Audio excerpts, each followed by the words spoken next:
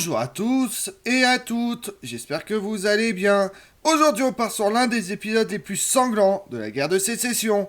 En août 1863, 182 habitants de cette petite ville nordiste du Kansas furent assassinés par un gang de mercenaires pro-sudistes. À la tête de ce raid, un redoutable hors-la-loi, William Cantrill, auquel un album entier des Tuniques Bleues a été consacré. Vous voulez en savoir plus sur le massacre de Lawrence? Venez avec moi. En 1863, il y avait eu beaucoup de violence au Kansas. C'est parce que les gens n'étaient pas d'accord sur la question de savoir si le Kansas devait autoriser l'esclavage ou non. À l'été 1856, le premier sac de Lawrence déclenche une guerre de guérilla au Kansas qui dure des années. John Brown est peut-être la personne la plus célèbre impliquée dans la violence de la fin des années 1850, qui a combattu du côté des abolitionnistes ou des hors-la-loi. Cependant, il y avait de nombreux groupes de chaque côté qui se sont battus pendant la période du Kansas sanglant. Au début de la guerre de sécession, Lawrence était déjà la cible de violences pro-esclavagistes.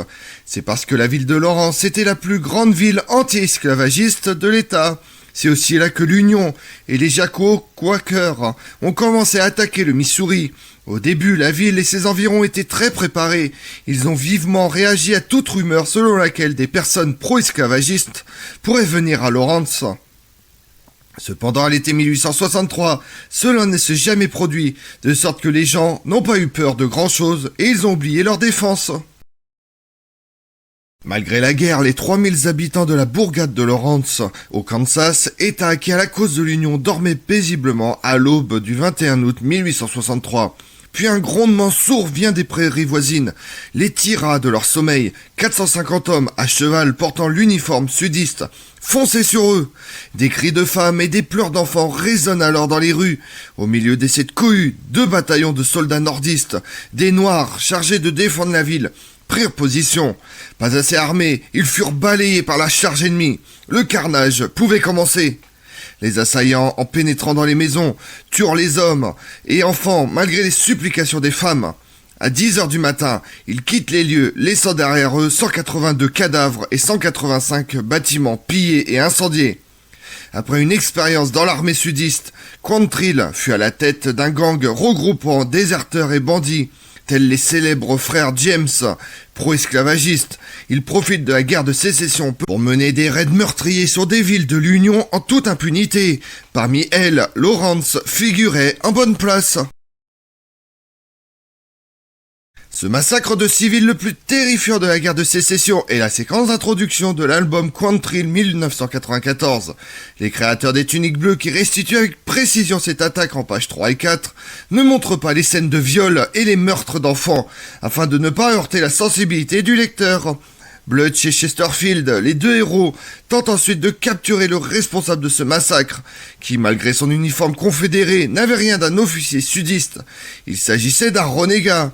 William Cantrill, ancien instituteur, qui n'a jamais caché ses sentiments pro-esclavagistes. Loin de n'être qu'une brute sanguinaire, William Clark Cantrill, 1837-1865, se destinait à l'enseignement. Mais la pédagogie n'était pas son fort. Après avoir été professeur dans les États de l'Ohio, de l'Illinois et de l'Indiana, il se fait plutôt remarquer à partir de 1858 par son aisance à utiliser les armes. Au printemps 1861, tandis que la guerre éclate, il fut accusé d'un meurtre et de vol de chevaux. S'engager dans l'armée du Sud, Quantrill tente l'expérience, mais d'un tempérament trop rebelle pour se plier à la discipline militaire. Il abandonne la carrière de soldat pour devenir le chef d'une bande de déserteurs et de mercenaires pro-sudistes. Un gang qui sème la terreur aux frontières du Missouri et du Kansas. Parmi les membres de cette escouade de la mort, William T. Anderson, dit Bloody Bill, qui ornait sa selle avec les scalps de ses victimes, mais aussi les frères Frank et Jesse James, célèbres bandits du Far West. Tous seront déclarés hors la loi en avril 1862, selon un décret militaire, le General Order numéro 47, émis par le commandant de l'armée du Missouri, James Totten. En 1863, le Chicago Tribune, un quotidien, les décrit comme « Ce sont des Buckwaters, des rebelles regroupés en bandes qui s'attaquent aux propriétés et aux existences des unionistes. Tous sont sans foi ni loi. Ils ont instauré un système de banditisme de grand chemin, supérieur à tout ce qui a pu exister dans aucun pays. Excellent cavalier et bon tireur, Quantrill était un chef né. Fort de son expérience dans l'armée des Confédérés et s'inspirant des attaques indiennes, vols de chevaux, raids sur des fermes isolées, ses chevauchés étaient d'une redoutable efficacité. Homme d'honneur au début du conflit, les chefs des Blackwater prit comme prétexte au printemps 1863 l'intensification des représailles des deux camps pour justifier des opérations personnelles, vols, pillages, meurtres par vengeance. La frontière entre le Kansas et le Missouri, dévastée par le conflit, devient son terrain de jeu favori. Il multiplie des raids sous l'uniforme sudiste ou nordiste. Quand on porte une tunique, ce n'est pas nécessairement celui de son camp, mais la guerre justifie les moyens. Pourquoi s'en est-il pris à Lawrence le 21 août 1863 alors? Pour 3 raisons. Tout d'abord, cette ville était connue de Quantrill, qui avait vécu de 1859 à 1863, avant d'être chassé pour avoir fait tuer au cours d'une embuscade 5 militants abolitionnistes. Ensuite, elle représente un symbole. Avant la guerre de 1854 à 1861, cette bourgade du Kansas fut le théâtre de violents affrontements entre esclavagistes et abolitionnistes. Des hostilités appelées Bleeding Kansas, qui signent les prémices de la guerre civile. Enfin, elle abritait depuis le début du conflit 2 bataillons de soldats afro-américains, formés par l'un de ses habitants, le sénateur du Kansas, Jim Lane. Ces derniers, peu armés et inexpérimentés, n'étaient pas préparés à une attaque d'envergure. Avant de partir avec ses 450 soldats à l'assaut de Lawrence, Quantrill avait dressé une liste de gens à supprimer. Un seul échappa à la mort, le sénateur Jim Lane, qui parvient à se cacher en robe de chambre dans un champ de maïs. Après le raid, celui-ci prit une mesure exceptionnelle, l'évacuation de 10 000 civils des comtés voisins pour échapper aux exactions de ces barbares. Quantrill est désavoué par le gouvernement des États du Sud après son massacre à Lawrence. Malgré le soutien de quelques officiers, il fut également abandonné par beaucoup de ses hommes, qui le jugent tyrannique. Il lui arrive de frapper ses acolytes lorsque ces derniers sont en désaccord avec lui. Traqué par des chasseurs de primes à la solde du gouvernement de l'Union, il parvient à survivre près de 2 ans. Le 10 mai 1865, ne disposant plus que d'une poignée de fidèles, il fut localisé après des mois d'errance et de pillage dans une ferme à une 50aine de kilomètres de Louisville dans le Kentucky. Blessé d'une balle à la colonne vertébrale, Quantrill atterrit en prison où il meurt le 6 juin 1865, 2 mois après la fin du conflit. Le massacre de Lawrence a été l'un des événements les plus sanglants de l'histoire du Kansas.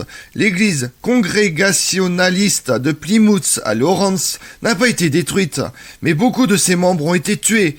De plus, bon nombre de ses archives ont été détruites. Un jour après l'attaque, certains des habitants de Lawrence lynchent Thomas Crowley, un membre des pillards qui se trouvait toujours à Lawrence. Ils croyaient qu'il s'agissait d'un espion et ils l'ont pendu dans une grange. Après l'attaque, Quantrill emmène ses hommes au sud du Texas pour l'hiver. L'année suivante, cependant, les pillards se sont séparés en tant que groupe. Ils n'ont pas été en mesure d'obtenir des succès similaires. Frank James et son frère cadet Jesse James étaient quelques-uns des partisans encore fidèles à Quantrill au moment de sa traque et de sa mort. Après l'attaque, l'Union construit plusieurs postes militaires pour aider à garder la ville reconstruite. Cependant, il n'y ait plus jamais d'attaque à Lawrence et ses forces furent supprimées. Et pendant ce temps-là, dans le monde, le 22 janvier 1863, c'est le début d'un soulèvement polonais écrasé par la Russie. Le soulèvement prend fin en 1864 avec l'abolition du royaume de Pologne. Le 16 mars, c'est l'expédition du Mexique. Les troupes françaises mettent le siège devant la ville mexicaine de Puebla. Le 30 avril, c'est la bataille de Cameron, fait d'armes de la Légion étrangère française, avec une résistance héroïque contre un ennemi supérieur en nombre. Du 2 au 6 mai, c'est la victoire de Robert E. Lee, général de la Confédération, lors de la bataille de Chancellorsville. Le 10 juillet 1863, une assemblée de notables du Parti conservateur réunie à Mexico offre la couronne impériale à Maximilien de Habsbourg, qui accepte conditionnellement le trône le 3 octobre, puis définitivement le 10 avril 1864. Comme on l'a vu, le Kansas était abolitionniste du côté des États du Nord. Dès l'automne 1862, la bande de Cantrill, des déserteurs sudistes devenus renégats, commet de nombreuses exactions. Pour tenter de les arrêter, Thomas Erwing, commandant de l'armée de l'Union située au Kansas, ordonne d'arrêter les familles de certains des hommes de la bande de Cantrill, soupçonnés d'aider les renégats. Ils sont enfermés à Kansas City, mais le 14 août 1863, le bâtiment s'effondre, faisant 5 morts. Je vous remercie d'avoir suivi cette vidéo en ma compagnie. Si vous voulez connaître mes autres vidéos, retrouvez-moi sur ma chaîne YouTube Tout sur l'Histoire avec Damien, mais également sur les réseaux sociaux, Twitter et Instagram, Histoire Damien. Et pensez à liker, commenter et vous abonner. Je vous remercie à tous.